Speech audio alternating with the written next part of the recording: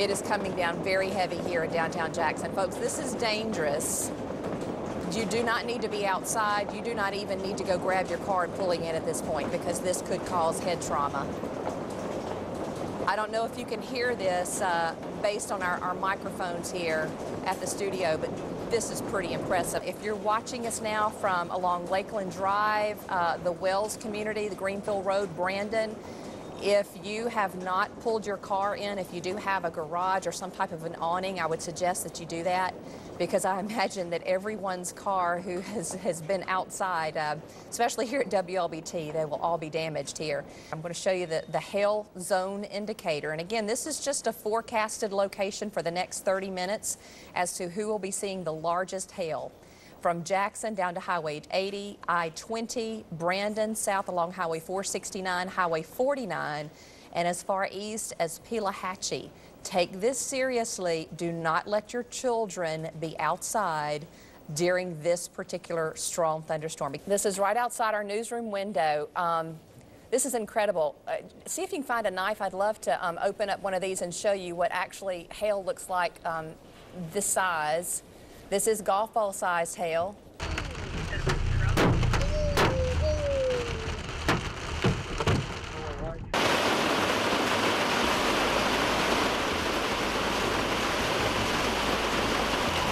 And that is the incredible sound of intense hail as it moves through downtown Jackson. We'll have the latest on the damage caused by this afternoon's severe weather. I saw some of your video, very powerful. Oh yes, definitely. It's definitely one of a very rare day for us as storm chasers especially. We started out in Sharkey County. We'll cut straight to the video and show you that. Just really eventful and rare day for most of us here in Mississippi. We usually just don't see hail this big and just about year round. Most of the times we just see about ½ inch to an inch size hail in some of the most severe storms. But this was some of the footage that we got going down 61 south just along the Mississippi River. A lot of the area was just covered in hail, really looked like snow had fallen, but just really big hailstones there as we were surveying the areas and as the hail was actually following, getting out there to get some of those hailstones and relay the reports back to the National Weather Service so they could continue to monitor those storms and warn people as these storms were coming into the Jackson metro area. Again, baseball-sized hail. We went through most all of it, and actually, at one point, we were in so much hail that one of our tires was popped by one of the hailstones. Employees said the wait for wreckers was 4 hours. Every car on the parking lot, every car had all kind of hail damages. Windows were shattered. Most of the car parts, like the side mirrors, was on the ground. We also spoke with a Pearl couple who was home when the golf ball to baseball size hail hit. It was banging real loud. And it busted the windows out in our bedroom, both our windows, and hail came inside and even in the bed. Nearby, Cedar Ridge mobile homes also sustained damage. It's also on Highway 468. We were not allowed to enter because of debris on the roadway. From softball to baseball to golf ball, the hail sizes varied. And was in the house and started hearing what sounded like bombs going off, hitting the roof. And the damage was also ranked from bad. I'm from here and I've never seen hail that big in Mississippi before. To worse. What in the world? And all of a sudden a big hailstone come crashing through my sunroof and I got glass fragments all over my arm. Tuesday, Clinton Body Shop was swamped with customers with dinged up cars with broken windshields and windows. Most dents they can repair without painting, but many cars will be totaled out because the damage is too extensive. I'm not going to say it's the worst because 1991 was real bad also, but I think this is going to be as bad or worse than 1991. A streak of lightning came, it's with bam, bam, bam. I started falling big as a softball. Herbert Harris documented all the damage to his cars and home and is now just waiting for his insurance company to arrive. His car looks like a golf ball and his roof has several divots in it, left behind by softball-sized chunks of falling ice. We saw one highway patrol vehicle where hail actually went through the roof, leaving a silver dollar-size hole. There are at least 65 patrol vehicles so severely damaged they cannot be used. Some can be fixed, but auto shops were out there making bids on them for spare parts. Jackson police lost 25 cars, mostly because the back windows were knocked out of the newer Dodge patrol cars. Just take a look at the hole in this back glass right here. Commissioner of Public Safety Albert Santa Cruz, who heads up the Highway Patrol and the Bureau of Narcotics, told WLBT he will be going to the legislature immediately to try to get money for new cars. The sky turned black, then green, a sure warning sign of a hailstorm. This is the reaction of our WLBT news crew when chaos erupted on I-220. Oh! Get under the bridge, hurry up! Baseball-sized hail slammed the metro. The wind-driven ice chunks ravaged major car dealerships in Jackson. Customer cars, new high-end luxury cars, all blasted. Shoppers were on the lot at Paul Moak Honda Volvo today. Over 250 vehicles and customer cars all hit by that massive storm Monday afternoon. What can you do with these vehicles? Well, believe it or not, we got people showing up wanting to buy them like they are. Blue tarps, broken glass, and pieces of vinyl siding are littering the Cedar Ridge neighborhood, all reminders of the hailstorm that many residents describe as a nightmare.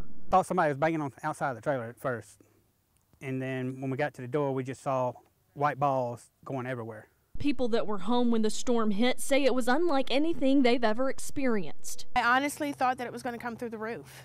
I honestly thought that it was going to come through the roof and ceiling. It did go through some roofs and cause damage to the west side of every trailer in Cedar Ridge. To me, it looked like somebody had just came by and just did a drive-by. When I saw the damage, I was just thankful that nobody was hurt because it could have been a lot worse. Others, like James Hallman, arrived home from work to discover the damage and had similar thoughts as his neighbors. Like it had been a gang war through here. It looked like somebody had taken machine guns and shot up everybody's house. Water-filled classrooms and hallways after large hailstones and battering rain practically destroyed the roof at Lovett Elementary. Tuesday, professional cleaners and staff tackled cleanup. Classes cannot resume here for quite some time. We've only got about 9 weeks left of school, and so hopefully if it winds up being a temporary solution for the roof, we can do the most extensive work during the summer months. Lovett students spent their first day boarding buses and finding their way around different campuses. The 350 sixth graders are being transferred to 3 other schools. Financial assessments of damage are still underway. Hail broke 63 windows and battered vehicles in the parking lot. Staff worked to salvage what they could, protecting computers and other equipment with plastic tarp. Fortunately, officials say the hailstorm hit after classes ended. Students had just boarded the buses and were able to make it home safely. This is all that's left of Monica Lee's Honda Civic. She was parked at work at the state hospital when softball-sized hailstones started dropping like bombs. Glass was on everything. Things that were in the car that I had in the trunk, school books, computers, and things like that got rained on. The car got saturated with water by the windows being down, broken out, and it's just pretty. It's bad. The trunk looks like somebody just assaulted it. Lee among the steady flow of policyholders at State Farm's Mobile Claims Center at the Home Depot in Brandon Wednesday. The severity's high from this storm. The hail was very large, so there's a lot of broken glass, a lot of panel replacement. Geico, Allstate, and Nationwide Insurance have set up a catastrophe center at the Service King Collision Repair Center on South State Street. Insurance adjusters say the average claim is running between $3,000 and $5,000. Dent repair experts who fix hail-damaged cars across the nation say we weathered a significant storm. It would be some of the worst that we've seen this year and some of the worst that we do see. Residents of Presidential Hills spent the day protecting their homes from the elements. Tarps now covering roofs that were pummeled in Monday's hailstorm. Leaks in every room. The ceiling has those brown spots all over. We're leaking around the ceiling fans. We're leaking around most of the light fixtures in the roof. And I'm quite sure we have just water. The insulation is pretty much saturated with water. Some of the hailstones fell with enough force to break windows, strip trees of vegetation, and even punch holes in campaign signs. Repairs to hail damage at the state capitol were being completed Thursday. The Department of Finance and Administration says several light fixtures were broken and some water leaked through the roof, but that's now been sealed off. It's almost like magic. The people who do it call it an art form. They've learned to use a variety of tools to push and pull a hail dent out without having to repaint the vehicle where the repair was done.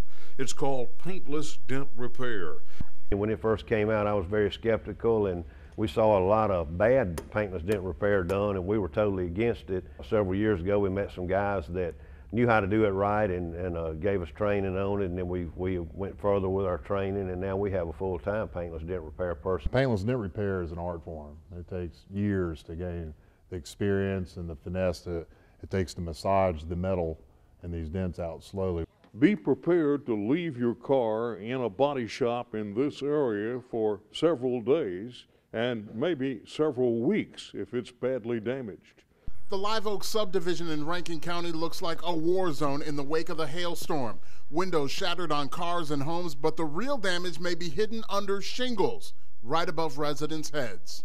What you're going to see with this type of hail, it's broke the decking on your home. That's why you're having the leaks. Normally, it will just kind of bruise the shingle. You don't normally have this kind of leaks after a hailstorm, but this is something very unique. Before you call an adjuster, call a roofing company, because you don't want to make a claim on your insurance unless you need it. I would say, as far as roofing goes, it's right along the lines of Katrina, the volume of damage that's being done. And we will locate holes in the roof, like in the valleys or on the roof. We'll push on it. If it pushes the deck is broken, you need to get something up there to cover it. Experts say it's also a good idea to research any company you hire to work on your home. There's going to be, people in from everywhere to work this storm. People don't know who they're hiring. They need to hire local companies, period. Mike Cheney says there could be as many as 70,000 claims from that March 18th hailstorm before it's over. He says so-called storm chasers are trying to convince victims that they can do repair work faster than local legitimate businesses that are almost overwhelmed. People know that you can't get to them within a week, so the scam artists come out of the woodwork, start telling folks that they can get them a better settlement. And let me tell you, if we catch somebody doing a scam, we're going to try to put them in jail. We work with the AG. He's the guy that goes and gets them, and he will go get them. Use local people to repair your house. If you have roof damage, you want a local roofer. This list is for a hail-damaged Lexus, over $8,000 to repair. But we're told the insurance estimate does not cover all repairs that it will take to restore pre-hail damage condition. Some insurance companies are not including payment for all the procedures necessary to repair a car, and if the insurance company doesn't pay for it, then some of the owners are being told they'll have to pay for it, and that's not fair to the consumer. The Attorney General agrees some insurance companies are not covering claims spelled out in their own manuals. If the body shop charges for it and the insurance doesn't pay, the owner of the car loses because he has to pay the difference. The Attorney General's letter to the insurance corporation and subsidiaries warns such practices could subject the insurance companies to civil or even criminal penalties. I jumped up and turned the lights on and started looking around. At that time, it was just a little bitty drop, drip, drip, drip. And then I realized, oh my gosh. In a matter of hours, Cindy Tackett was left with a disaster. Roofer James Blakely has been in the business for more than 30 years. He says he immediately knew what happened when he saw her roof. I could tell when I first pulled up that the roof had been tore off intentionally and stacked on the front. But I can say that they were at the wrong house, and what I suspect is somebody got their wires crossed and showed up at the wrong address. This mistake has left Tackett with a huge bill. She needs a new roof, and then the destruction caused by the water coming in her house last night, it could be into tens of thousands of dollars easy. If anyone happened to see anyone, vehicles, any whatsoever, please help and find out who in the world would have done such a thing. It's pretty easy to spot hail-damaged cars in the metro. More than 75,000 home and auto claims have been submitted from the March 18th storm, which could carry a $300 million price tag. It's worse than the tornadoes that came through here in April of 2010 and the tornado that hit Yazoo City. Some of the worst damage of the hailstorm was done here at the State Mental Hospital at Whitfield. These old buildings, many of them first built in the 1930s, had their roofs destroyed by the storm. Blue roofs were everywhere to protect the interiors from damage. The project to rebuild the roofs is being handled by the State Department of Finance and Administration and is going painfully slow. So far, only 24 of the 60 buildings damaged are under contract for repair. No patients or residents were displaced or anything like that. It was just a matter of repairing the immediate dangers like the broken glass and everything, which we had crews out here working overnight the day the storm happened and making sure those immediate dangers were repaired and rectified.